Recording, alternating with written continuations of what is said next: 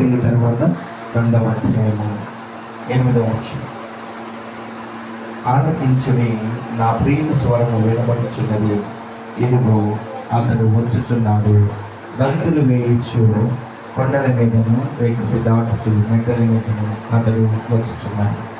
నా ప్రియుడు ఎరువలే ఉన్నాడు, లేడి పిల్లవలు ఉన్నాడు, ఇదిగో మన గోడకు విధిగా అతడు పిలుచుచున్నాడు.